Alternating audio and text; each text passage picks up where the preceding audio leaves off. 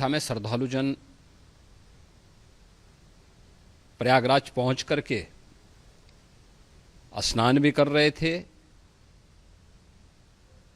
और काफी बड़ी संख्या में श्रद्धालुजन ब्रह्म मुहूर्त का भी इंतजार कर रहे थे। एक दुर्भाग्यपूर्ण हादसा इसी दौरान अखाड़ा मार्ग पर संगम के तट पर हुआ, जिसमें 90 से ज्यादा लोग गंभीर रूप से या सामान्य रूप से घायल हुए। यह हादसा भारी भीड़ के द्वारा अखाड़ा मार्ग के बैरिकेडिंग्स को तोड़ने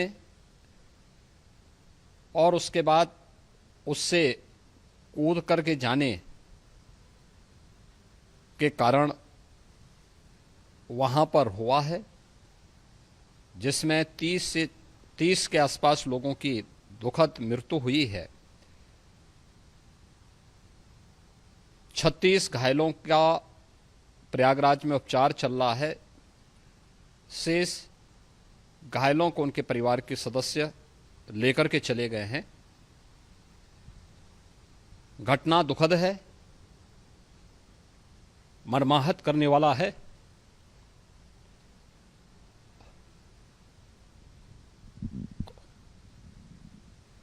उन सभी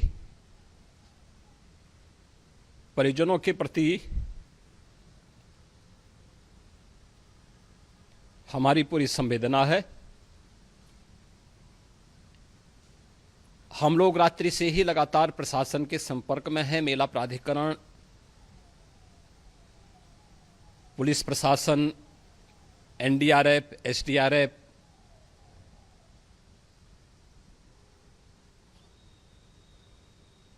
और भी अन्य जितने भी व्यवस्थाएं हो सकती थी उन सबको वहां पर तैनात किया गया है। परिणाम इसी का है कि हादसे के कुछ ही देर के बाद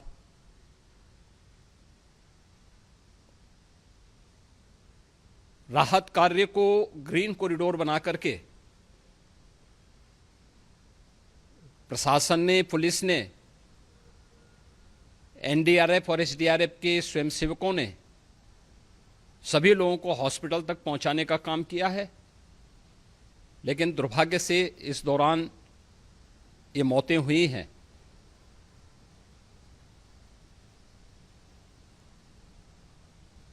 स्वाभाविक रूप से इन सब मुद्दों पर प्रश्न उठना स्वाभाविक भी है। उपचार के बाद बहुत सारे लोग अपने परिवारजनों के साथ जा चुके हैं, उनके परिवार के लोग ले जा चुके हैं। जो बाकी बच्चे हैं उनका उपचार चल रहा है। उपचार के सारे इंतजाम वहां किए गए हैं।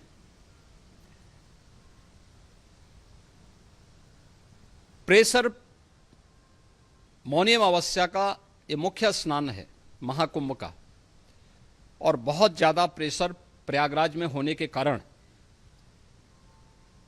सभी प्रकार के मार्ग भी चौक थे।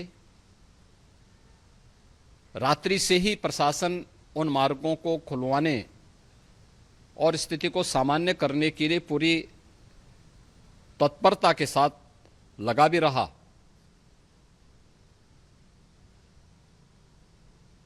ये सभी घटनाओं के बाद, ये जो हादसा हुआ है, इस हादसा के बाद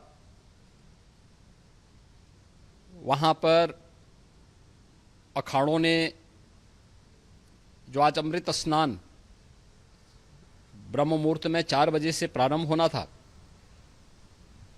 मेला प्राधिकरण के अनुरोध पर उन्होंने स्थगित किया था। अपराह्न में अमृत स्नान प्रारंभ हुआ, जिसमें सभी अखाड़ों ने और अन्य जो सहयोगी संस्थाएं हैं उन लोगों ने इसमें भाग लिया। सभी पूज्य आचार्य महामंडलेश्वर भी इस अमृत स्नान में भागीदार बने। प्रयागराज में आज 8 करोड़ से अधिक लोगों का, श्रद्धालुओं का दबाव था। यद्यपि अगल बगल के जनपदों में मिर्जापुर, भदोई, प्रतापगढ़, फतेहपुर, कौशाम्बी, इन सभी जनपदों में भी होर्डिंग एरिया बना करके काफी बड़े पैमाने पर श्रद्धालुओं जनों को रोका गया था, जिन्हें अमृत स्नान संपन्न होने के बाद, जब सभी अखाड़े स्नान संपन्न कर चुके हैं, उसके बाद अब वहां से रिलीज किया गया है। इतना भारी दबाव ये पहली बार वहां पर देखने को मिला था, और जिसके बारे में हम लोगों ने पूरे इंतजाम करने के प्रयास भी किए गए थे। रेलवे स्टेशनों पर, चाहे वह झूसी हो, चाहे वह प्रयागराज सिटी हो, प्रयागराज हो, फाफामऊ हो, उन सभी पर लगातार दबाव बना रहा। रेलवे ने भी इस दौरान वहां के दबाव को ध्यान में रखते हुए मेला स्पेशल चलाई। रूटीन और मेला स्पेशल को मिलाकर के लगभग 300 से अधिक ट्रेन रेलवे के द्वारा अब तक चलाई जा चुकी हैं, और जिससे श्रद्धालु जनों को उनके गंतव्य तक पहुंचाया जा सके। उत्तर प्रदेश परिवहन निगम ने भी अपनी 8000 से अधिक बसेज श्रद्धालु जनों को उनके गंतव्य तक पहुंचाने के लिए लगाया हुआ है, और जिससे उन सबको सुरक्षित उनके घरों तक पहुंचाया जा सके। दिन भर स्मूथली, बहुत ही सुगमता के साथ पूरा स्नान इसके बाद हुआ है, जिसमें पूज्य शंकराचार्य, आचार्य महामंडलेश्वर, वरिष्ठ संतजन और सभी अखाड़ों ने इसमें पूरा सहयोग भी किया और पूरे कार्यक्रम को सकुशल संपन्न करने में अपना योगदान भी दिया है। ये सभी घटनाएं मर्माहत करने वाली भी हैं और एक सबक भी है, लेकिन हादसे के तह में भी जाने की आवश्यकता है, और इसी दिशा से सरकार ने भी तय किया है कि हम इसकी एक जुडिशियल इंक्वायरी भी करेंगे, क्योंकि कई बार रिव्यू होने के बाद स्थानीय स्तर पर हर प्रकार की सतर्कता के बाद आखिर कहां से ऐसे हादसे फिर भी होते हैं और हुए हैं। इसके लिए हम लोगों ने न्यायमूर्ति हर्ष कुमार के नेतृत्व में पूर्व डीजी श्री वीके गुप्ता और retired IAS Shri DK Singh, इन 3 सदस्यीय जुडिशियल कमीशन को भी इसके लिए गठित किया जा रहा है। इन सभी अन्य कार्यों के साथ साथ हम लोगों ने वहां की पूरी घटना पर आज पूरे दिन भर एक एक घटना को लेकर के मुख्यमंत्री का जो कंट्रोल रूम था, उस कंट्रोल रूम से भी, चीफ सेक्रेटरी के कंट्रोल रूम से भी, डीजीपी के कंट्रोल रूम से भी लगातार इन चीज़ों की मॉनिटरिंग की जाती रही। दिन भर बैठक चली है और लगातार एक एक घटना को लेकर के वहाँ पर प्रशासन के साथ संवाद भी रहा है, विभिन्न अखाड़ों के साथ संवाद रहा है, अन्य संतों के साथ भी दिन भर हम लोग संवाद बनाते रहे हैं। प्रातःकाल से आदरणीय प्रधानमंत्री जी का, माननीय गृह मंत्री जी का, माननीय राष्ट्रीय अध्यक्ष जी का, अन्य तमाम केंद्रीय मंत्रियों का, माननीय रेल मंत्री जी का, प्रदेश की माननीय राज्यपाल महोदया का भी इस संबंध में बराबर आवश्यक दिशा निर्देश भी और मार्गदर्शन भी प्राप्त होता रहा। इसको लेकर के यहाँ पर सरकार ने उसे नीचे मजबूती के साथ उतारने का कार्य करने का प्रयास किया। घटना अत्यंत दुखद है। मृतकों के प्रति मेरी विनम्र श्रद्धांजलि है। जितने भी मृतक के परिजन हैं, उन सभी परिवारजनों के प्रति जिन्होंने अपने परिवार के सदस्यों को खोया है, मेरी संवेदनाएं हैं, विनम्र श्रद्धांजलि उनके प्रति संवेदना मेरी है। और इस पूरी घटना की हम लोग न्यायिक जांच करवा करके इसकी तह में भी जाएंगे।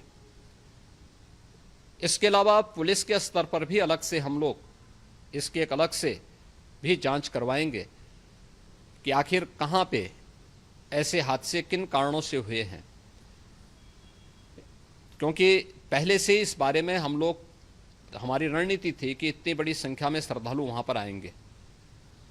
मृतक के परिजनों के प्रति हम प्रदेश सरकार की तरफ से, जिन्होंने इस हादसे में अपने परिवार के सदस्यों को खोया है, वहां पर मेला प्राधिकरण के पास वो पूरी सूची है, उन लोगों ने उसको वहां पे जारी भी किया है। मैं उन सब के प्रति अपनी संवेदना भी व्यक्त करता हूं और परिवारजनों को हम प्रदेश सरकार की तरफ से 25-25 लाख रुपए की आर्थिक सहायता की घोषणा भी कर रहे हैं। और न्यायिक आयोग इस पूरे मामले को देख करके एक समय सीमा के अंदर राज्य सरकार को अपनी रिपोर्ट देगा और इसमें आने वाले समय में या आने वाले स्नान के लिए भी हम और कैसे व्यवस्था को और सुदृढ़ किया जा सकता है, इसके बारे में भी कल मुख्य सचिव और डीजीपी स्वयं एक बार प्रयागराज जाकर के उन सभी मुद्दों को देखेंगे। आवश्यकता पड़ती है तो फिर इसमें, यद्यपि आज प्रदेश सरकार के तमाम वरिष्ठ अधिकारियों को हम लोगों ने अलग अलग स्थानों पर वहां लगाया गया था और वे सभी पूरी तत्परता के साथ, प्रमुख सचिव नगर विकास वहीं थे, पीडब्ल्यूडी के प्रमुख सचिव भी वहीं पे थे, पावर कारपोरेशन के चेयरमैन भी वहीं पे मौजूद थे, जिन एक एक मुद्दों पर वहां पर वे लोग लगातार निगाह रखे हुए थे। लेकिन दुर्भाग्यपूर्ण घटना और ये मर्माहत करने वाली घटना है। मैं सभी उन पुण्य आत्माओं के प्रति अपनी विनम्र श्रद्धांजलि भी अर्पित करता हूं।